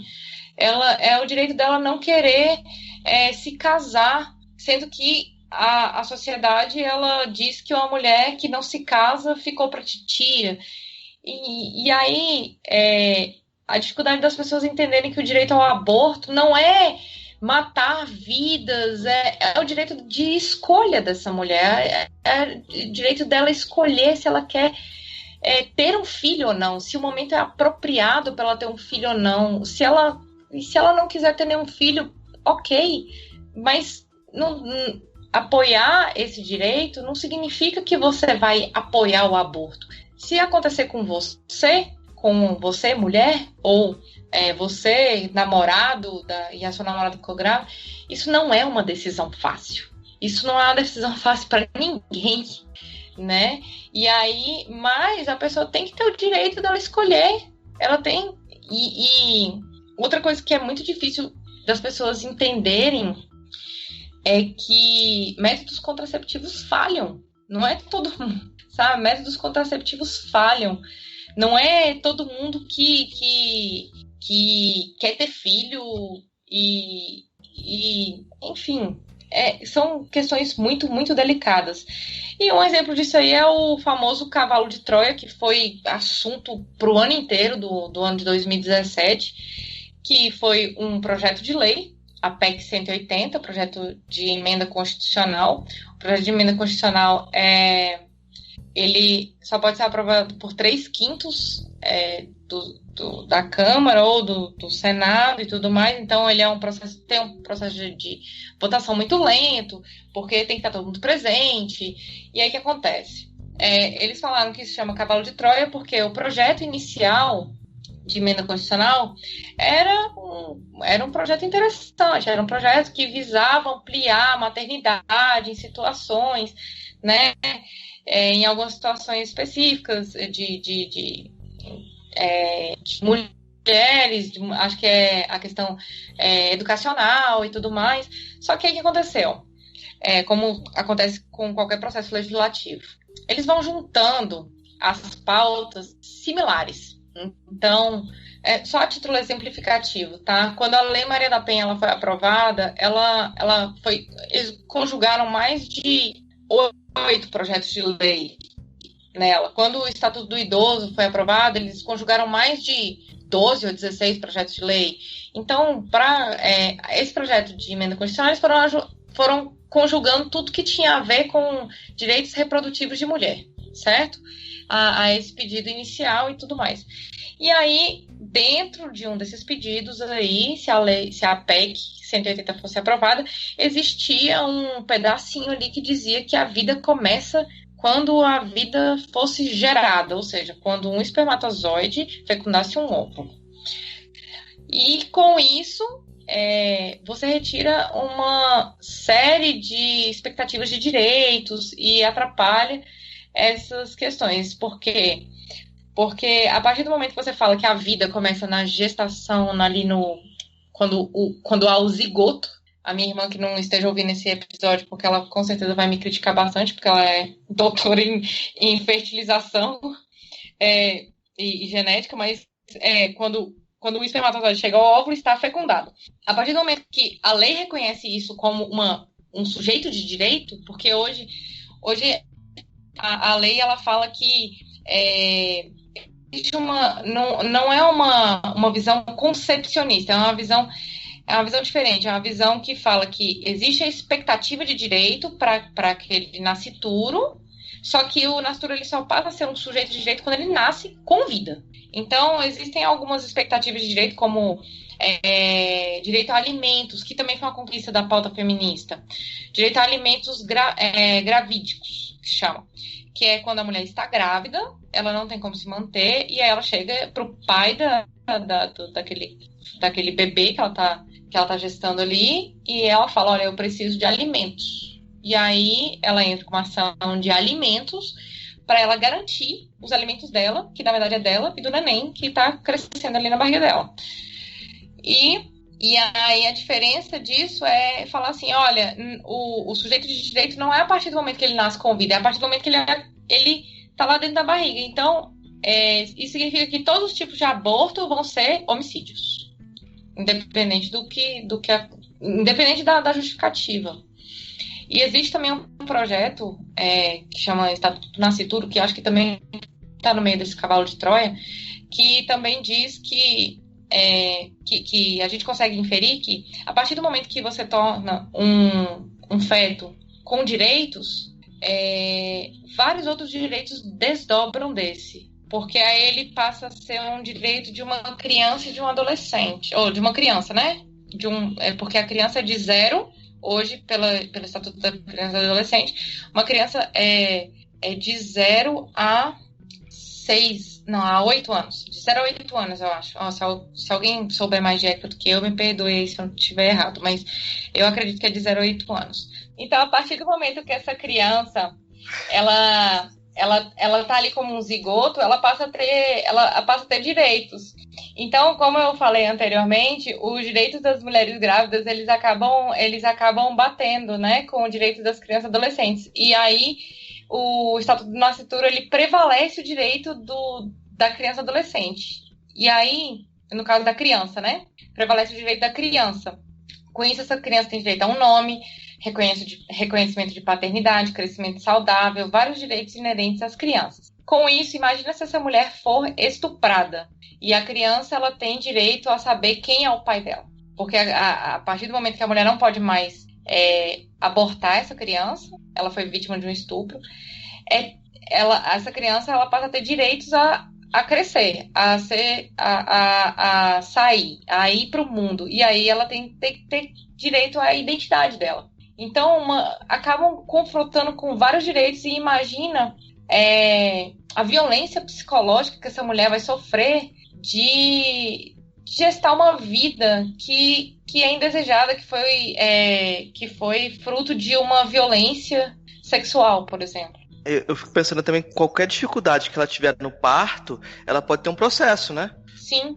Porque agora eu tenho o direito não é a partir do nascimento, né? Qualquer dúvida vai ficar aquela coisa lá. Será que vou ter que provar que houve um aborto natural, né?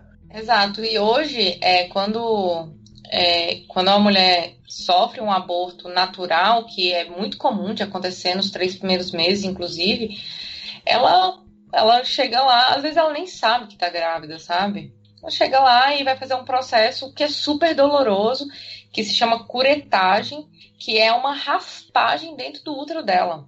Então você imagina a violência que seria para essas mulheres para ter um filho de um cara que estuprou ela, porque o interesse ali valorizado é muito mais de um bebê em formação do que a própria saúde física e mental dela. Tem um vídeo que eu vi uma vez no YouTube que eu achei interessantíssimo, que ele questionava justamente isso. Ele falava assim, você é contra o aborto? Aí a pessoa, sou. Por quê? Porque é uma vida que está sendo, que tá ali sendo gestada, já é uma vida e não sei o que, papapá. Aí, beleza. Então deixa eu te fazer uma pergunta. Um prédio tá pegando fogo. Você prefere salvar uma mulher que tá presa dentro de uma sala que não tá pegando fogo ainda, mas ela vai morrer asfixiada? Ou você prefere salvar um negócio de criogenia com 300 embriões fecundados e congelados? Aí a pessoa, eu preferia salvar a mulher. Mas e aqueles 300 embriões que estavam congelados? Mas você não sabe se ele vai viver mesmo? Aí ele, pois é. Mas aí a pessoa fala assim, mas ninguém quer falar que é a favor do aborto, porque acha que vai ser cúmplice disso, né? Mas ninguém pensa no direito da mulher, a criminalização da mulher pobre, né? Que, nesse caso, é ela que está sendo criminalizada, né? E outra coisa que é desconsiderada é que, independente do aborto ser autorizado legalmente ou não, as mulheres fazem aborto. A única diferença é que as mulheres ricas, elas fazem aborto e passam bem, e as pobres morrem. Essa é a diferença. Hoje, os índices de mulheres mortas em decorrência de aborto é altíssimo. E é por conta de que não existe um amparo público para essas mulheres, que elas acabam sendo vítimas do próprio sistema também. Elas não têm possibilidade de cuidar daquela criança, e aí elas vão pro caminho mais difícil, então muitas tomam remédio. Tem mulheres que quase suicidam por causa de situação gestacional. Isso sem contar consequências psicológicas posteriormente, porque tem muita mulher que aborta e nunca mais fica bem. Nunca mais fica bem. E outras mulheres que se submetem a clínicas clandestinas, a uso de remédios falsificados ou que não são prescritos adequadamente, essas mulheres morrem. Ou elas ficam inférteis para sempre. Sabe? Perdem o útero, nunca mais são capazes de gerar uma vida, sendo que naquele momento ali, se elas tivessem o amparo de um sistema único de saúde de qualidade e essa prerrogativa de fazer essa escolha, talvez elas pudessem, em outro momento, gerar uma vida, quando elas estivessem mais confortáveis, fora de uma situação de violência, porque Tem muita mulher que também não quer ter filho porque está numa situação de violência doméstica. Tem muitos casos também que nos lugares que já tem liberação, já legalização do aborto, que você tem um acompanhamento antes da mulher realizar o aborto, que em muitos casos ela desiste de fazer também, né? Que é uma coisa que era muito por causa de talvez uma mudança de vida que a pessoa vai ter, que ela não está preparada, que só um amparo ali que ela não vai ter se ela estiver sozinha, isolada lá, pensando em fazer alguma coisa que é um crime, ela não teria, né? E ela passa até desistir de fazer o aborto, porque ela encontra amparo em outras pessoas, em outras situações que ela pode levar a gravidez à frente por decisão dela, né? Exato. O problema não termina aí, tipo, aí vira outra conversa, porque a criação de filhos indesejados também é outro capítulo, né? Os problemas psicológicos que isso pode acarretar, as dificuldades de você criar um filho que você não queria também. Tem todo um problema grande aí que ninguém fala, né? É o problema da mãe, o problema de quem vai criar depois. Não, essa própria romantização da maternidade, de que o amor de uma mãe em relação ao filho é automático, como ser mãe, como o fato de ser mãe seja uma coisa muito fácil, naturalizada, biologicamente aceita. E o que a gente vê hoje dentro de um contexto de sociedade complexa é que as relações interpessoais, elas não são tão fáceis assim.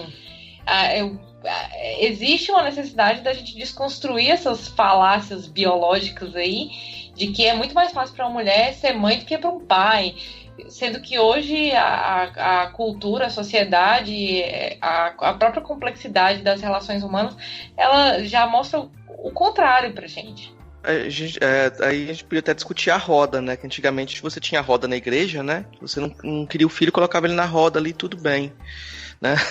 Tipo, tinha essa instituição. Hoje é crime, né? Hoje é crime. Hoje as mulheres simplesmente abandonam as crianças em estabelecimentos e, enfim, e até mesmo para essas mulheres abandonar essas crianças, com certeza não é uma decisão fácil. E ela, com certeza, é punida e sofre consequências psicológicas também, e julgamentos, enfim, tudo, né? E a gente pode passar também para um outro tópico também tranquilo de falar,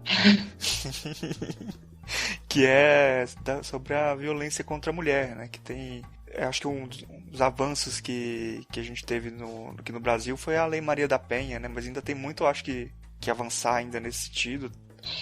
Você poderia falar sobre esse assunto? Sim, existem vários avanços. Eu vou começar pelas violências sexuais. No Código Penal, a violência de estupro, ela deixou de ser um crime contra o costume, né? Então, violar uma mulher deixou de ser um crime contra o costume, ou seja, existe uma mudança também em relação a essa questão da sexualidade da mulher como algo privado ou pertencente àquela família, a um costume, né? A um respeito àquela célula familiar. Isso mudou. Uma outra coisa que mudou é a ampliação da penalidade para violência sexual em relação a menores. E são conquistas que vão sendo alcançadas aos poucos, né?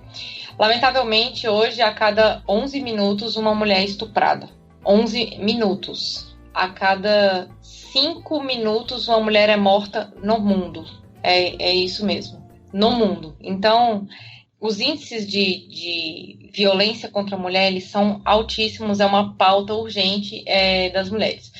Eu diria com toda certeza que hoje uma das maiores pautas das mulheres é a violência contra a mulher, e não necessariamente a violência no ambiente doméstico, que é hoje regulamentado pela Lei Maria da Penha, que é uma lei que foi um marco legal incrível no direito das mulheres aqui no Brasil. É uma lei referência mundialmente reconhecida em tratados internacionais e tudo mais.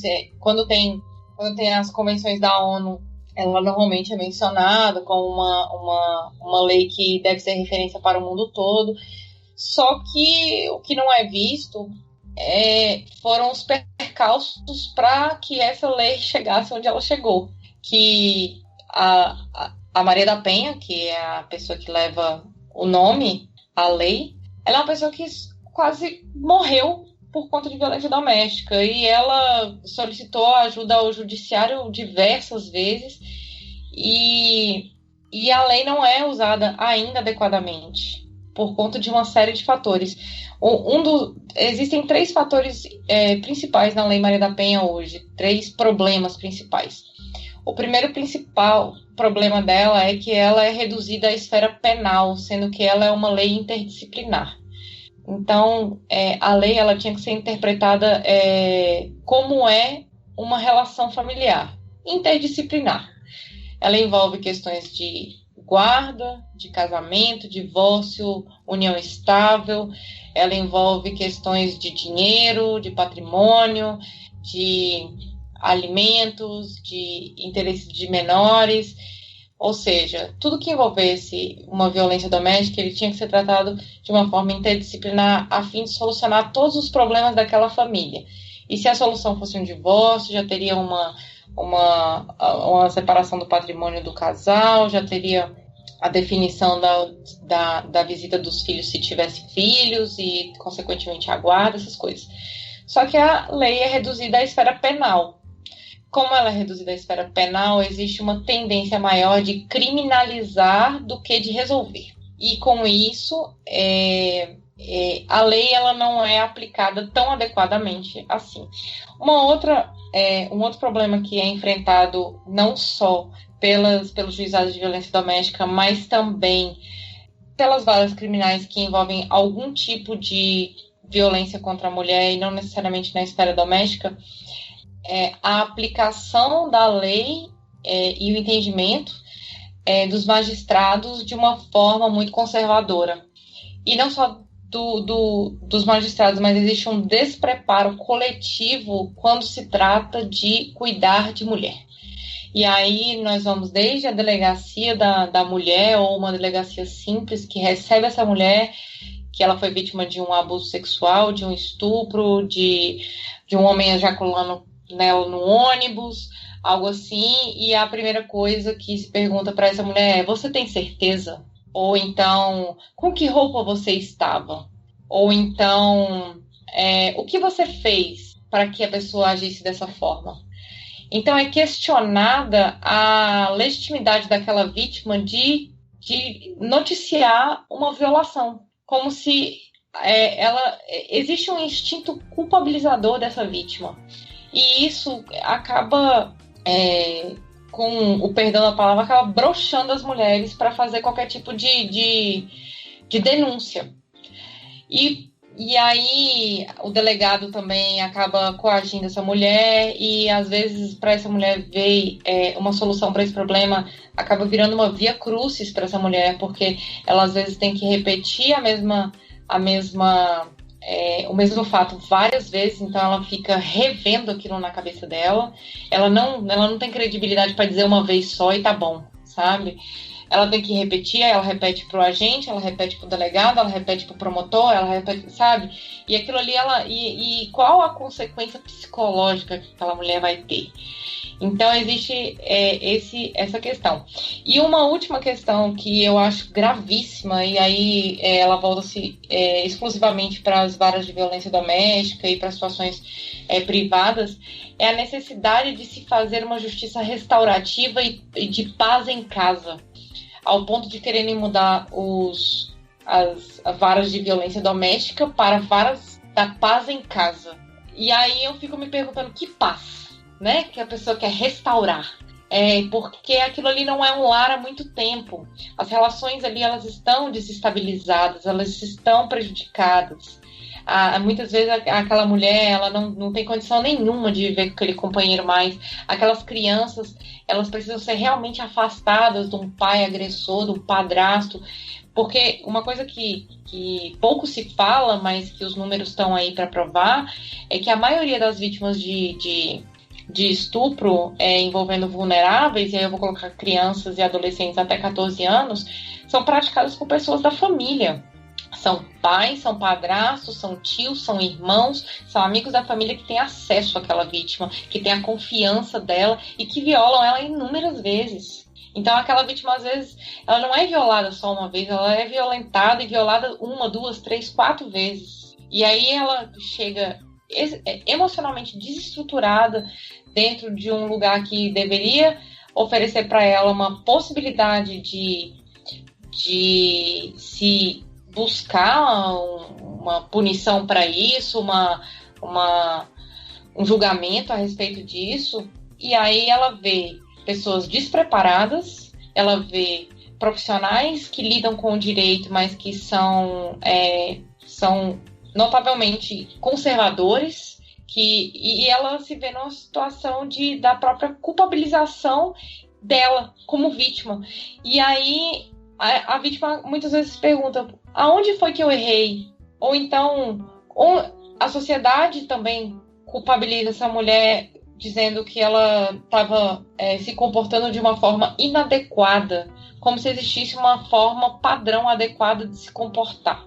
E são essas pequenas camadas que vão se construindo a verdadeira violência contra a mulher, porque a violência contra a mulher, ela não é só a violência aparente. Eu sempre gosto de mencionar que a violência contra a mulher é como se fosse um iceberg, que aí ela tem aquela pontinha de gelo em cima, que é o que está aparente, que normalmente é uma agressão física, é uma mulher que sofre um atentado violento ao pudor no ônibus, que é encoxada no ônibus, que é agredida verbalmente, mas tem as violências que estão ali por baixo do iceberg, que vão desde coisas que aparentemente são pequenas para a população de modo geral, que como uma piadinha de WhatsApp machista,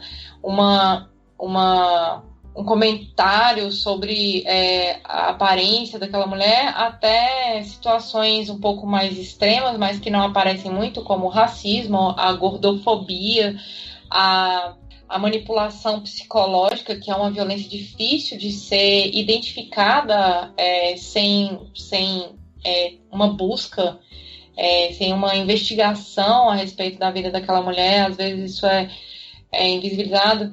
A questão da depressão da mulher, a questão de preconceito em ambiente de trabalho, assédio moral, e aí uma série de violências que não aparecem, que estão ali por baixo da água, no iceberg, mas que elas existem e sustentam o que está em cima, sustentam o discurso de se culpar uma mulher por um estupro, sendo que ela foi estuprada, mas a culpa é dela porque saiu à noite em casa, porque saiu sozinha, porque bebeu, porque estava com a roupa inadequada.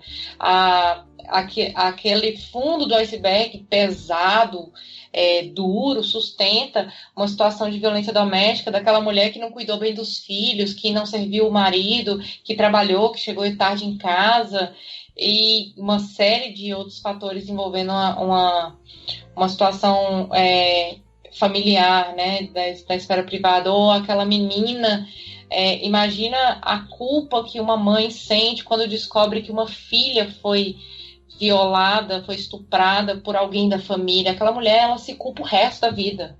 Por quê? Porque existe essa característica, esse encargo para a mulher de dizer para ela que ela é a responsável por tudo que acontece naquela esfera privada. Então, a violência contra a mulher é a pauta principal hoje dos movimentos feministas contemporâneos, porque a partir do momento que a gente conseguiu identificar os diversos tipos de violência que nós mulheres sofremos, a gente começa a buscar uma forma de solução para elas, e não apenas combatê-las, mas buscar a solução.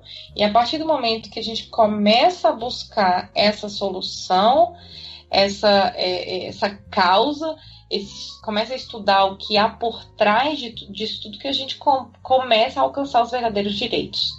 E eu acho que é mais ou menos nessa linha de raciocínio que a gente consegue finalmente formar e mobilizar a sociedade civil pelos movimentos sociais, feministas, essas organizações não governamentais hoje também que que é o terceiro setor, que é importantíssimo para um empoderamento e acolhimento dessas mulheres.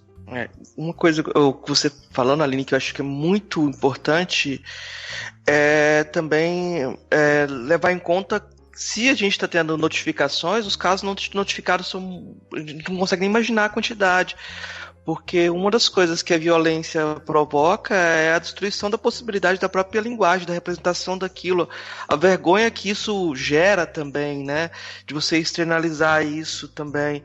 A gente sempre fala, hoje em dia é comum a gente falar de lugar de fala, que a pessoa tem direito de falar, mas uma das coisas que o torturador, aquele que violenta, faz é justamente destruir a possibilidade de linguagem, de representar aquilo que está acontecendo, né? E de você colocar em palavras. Então, ter mais depoimentos e ter mais abertura para que a pessoa possa dizer uma vez e ser crível, que as pessoas possam acreditar no que está sendo dito, né? Exatamente, e concordo com tudo. Dar essa possibilidade dessas mulheres externarem e dizerem o que elas estão realmente sentindo. Essa questão do lugar de fala é muito importante, porque todo mundo tem lugar de fala. A questão do lugar de fala é você identificar em qual lugar da fala você está. Então, só uma mulher pode dizer o que uma mulher sente. E isso se ela tiver passado pela mesma situação. Então, eu, Aline, nunca passei por uma situação de violência doméstica. Então, eu não posso dizer o que uma mulher vítima de violência passa. Eu não posso dizer que eu sei o que ela passa. Eu posso dizer que ela passa. Mas eu não posso dizer que eu sei. Do mesmo jeito que eu, mulher branca, não posso dizer o que uma mulher negra passa, mas eu consigo me identificar como mulher branca e o meu lugar privilegiado, no caso, por causa de questão de raça, de que a minha fala é mais visibilizada do que de uma mulher negra.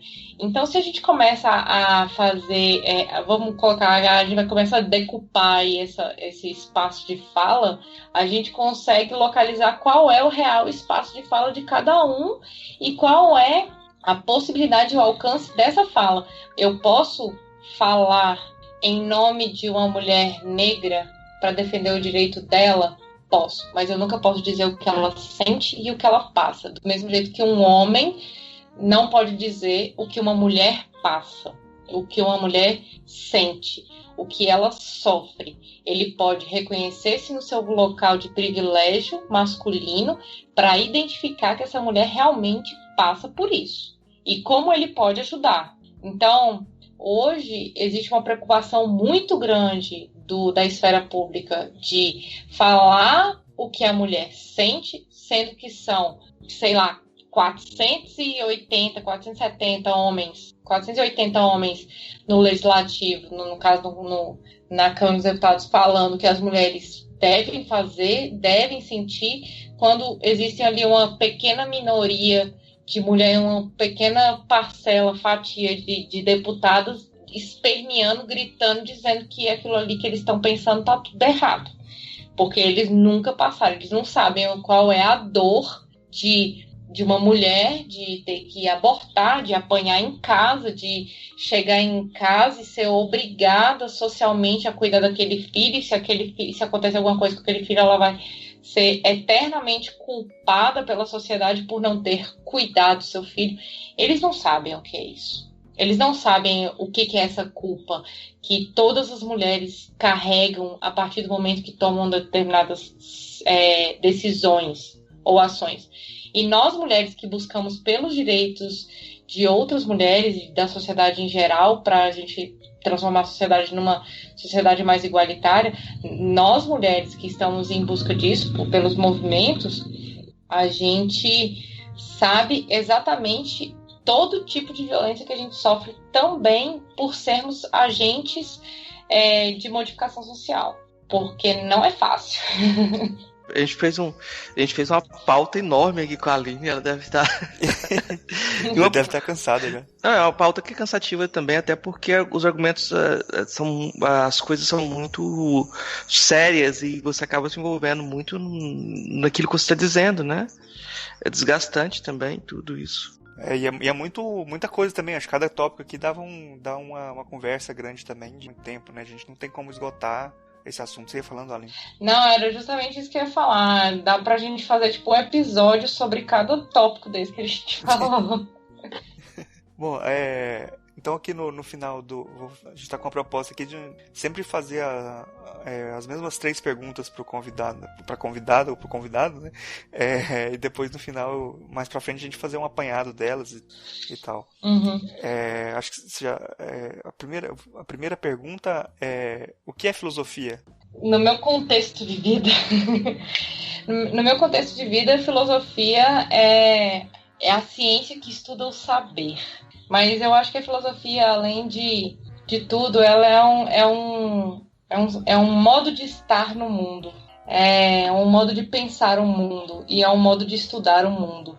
Eu penso que é mais ou menos isso. E porque se a gente pensar que a filosofia é amor ao conhecimento, estudar o mundo, estar no mundo, também é uma proposta de conhecimento que, para mim, é uma proposta muito interessante. Pelo menos é assim que eu enxergo a filosofia, até pela questão do jargão, né? Isso aqui pra mim é uma filosofia de vida. A segunda pergunta que a gente faz pra todos é: qual é a filósofa ou o filósofo que mais te impressionou daqueles que você conheceu pessoalmente? Pessoalmente eu conheço uma filósofa que ela se chama Olga Hack, vulgo minha mãe.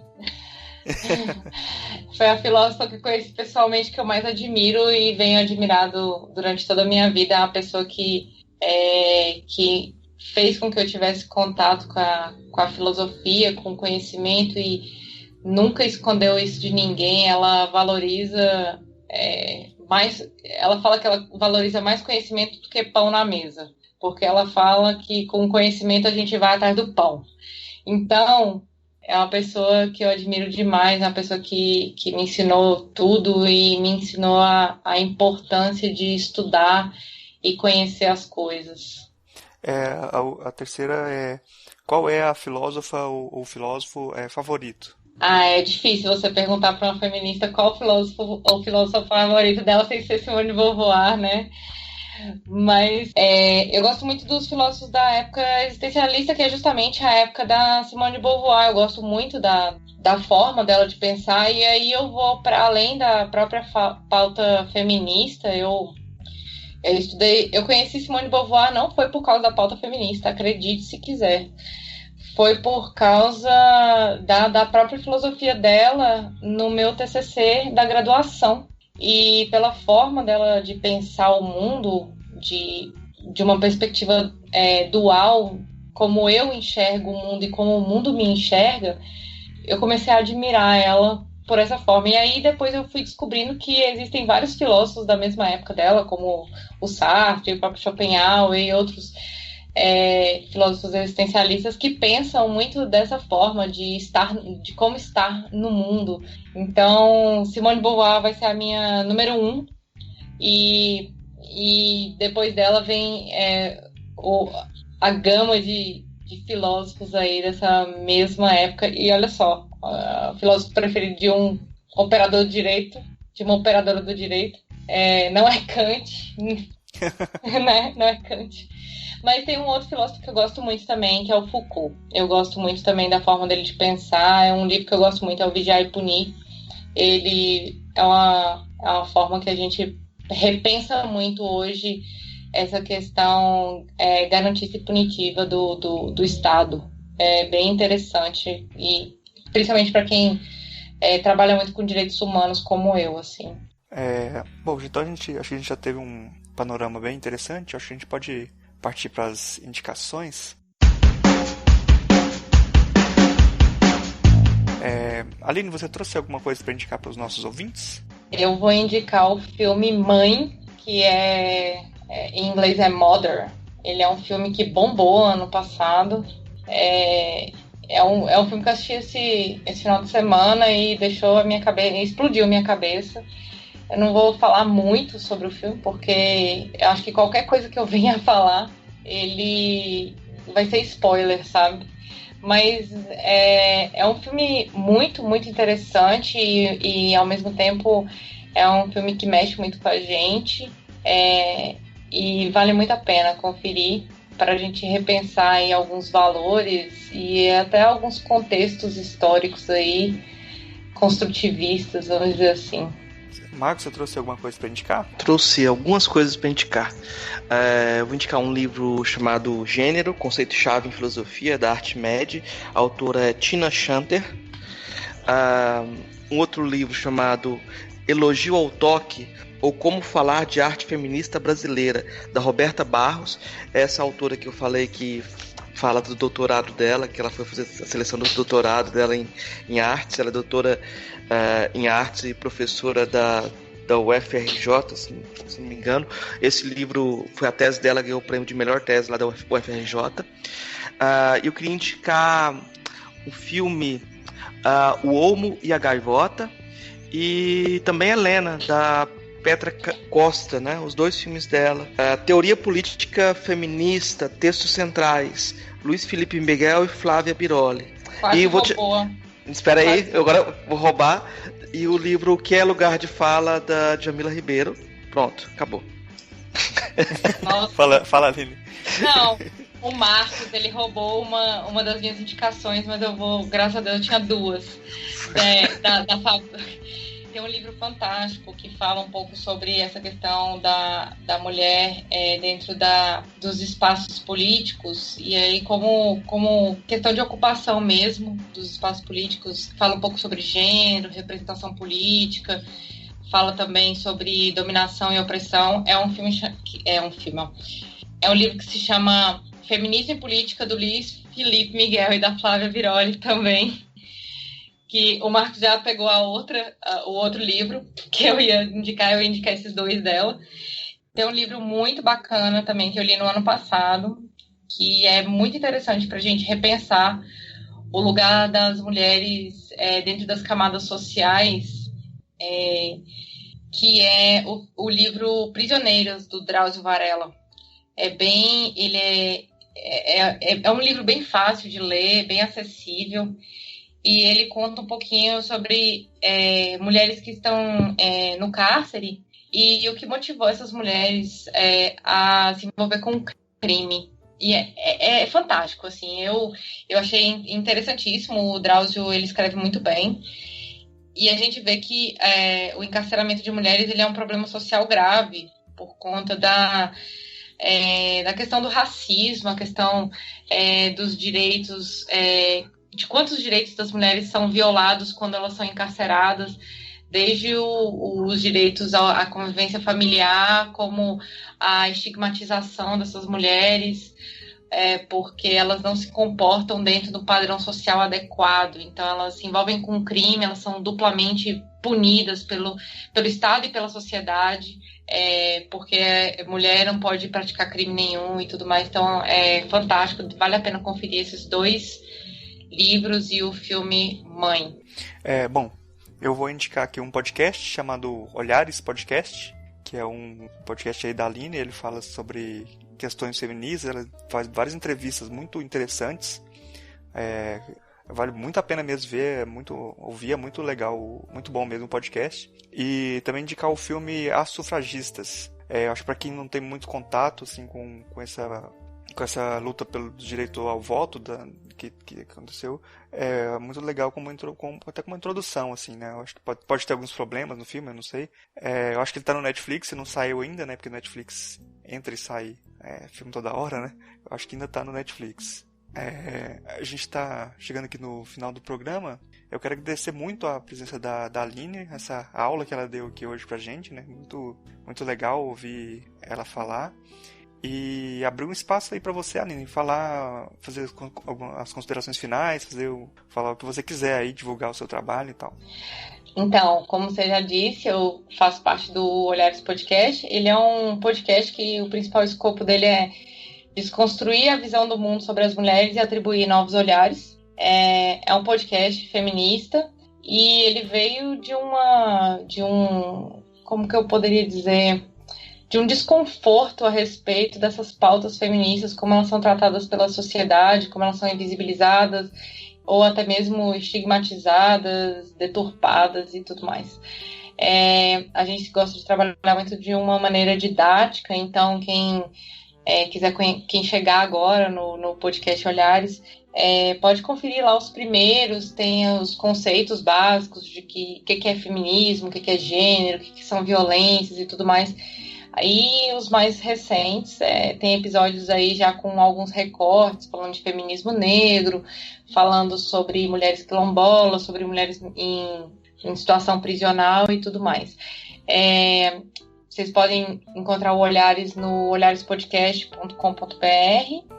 Podem encontrar a gente também lá no Twitter, no Instagram e no Facebook. Todos @olharespodcast. Só procurar lá que a gente tá lá, a gente responde todas as mensagens com o maior carinho. E eu queria agradecer ao Marcos e ao Murilo, vocês dois queridos aí, pela oportunidade de participar aqui do Filosofia Pop. É um podcast que eu acompanho há bastante tempo, que eu gosto muito, inclusive. Gosto demais desse podcast de vocês. Eu acho que vocês fazem um trabalho incrível. Eu acho que do mesmo jeito que eu tento levar o feminismo de forma simplificada para as pessoas, vocês trazem filosofia de uma forma simplificada para nós, pessoas ignorantes, fora dos lugares da filosofia. E o trabalho é interessantíssimo e até hoje nunca ouvi nenhum ruim. Tem que ouvir mais, né? Não. Gente, eu acho que eu já ouvi 80% do podcast de vocês já. Mas, gente, foi um prazerzão participar do Filosofia Pop. No início confesso que eu tava um pouquinho ansiosa, porque participar de um podcast que a gente conhece como referência, vocês foram referência para mim, para minha forma de criar o Olhares, e também para me mostrar que é possível falar de pautas como filosofia, como direito e pautas mais acadêmicas, não sair do velho podcast de papo de bar e falar besteira. Vocês abriram esse caminho para mim, eu reconheço demais isso e obrigada por fazerem um conteúdo tão fantástico também. Poxa, obrigado demais aí pelos elogios, pelas palavras aí, fico até sem graça agora. Bom, foi um prazer também ter você aqui no programa, acho que você deu uma aula aqui pra gente, e a gente tem, nesses temas, tem que mais que ouvir mesmo do que falar qualquer coisa. Muito obrigado aí, valeu mesmo, até as próximas aí. Com certeza, só chamar que eu venho. Bons espelhos não são baratos. É uma perda de tempo odiar um espelho ou o seu reflexo, em vez de interromper a mão que constrói o vidro de distorções discretas o suficiente para passarem desapercebidas. Até que um dia você examina o seu rosto sob uma luz alva e impiedosa, e o defeito de um espelho te atinge, se tornando o que você acredita ser o formato da sua falha. E se eu estiver junto desse seu eu, você me destrói. Ou se você conseguir ver que o espelho mente, você estilhaça o vidro, escolhendo outra cegueira e mãos cortadas em indefesas. Porque ao mesmo tempo, descendo a rua, um fazedor de espelhos sorri, criando e transformando novos espelhos que mentem, vendendo-nos novos palhaços com desconto.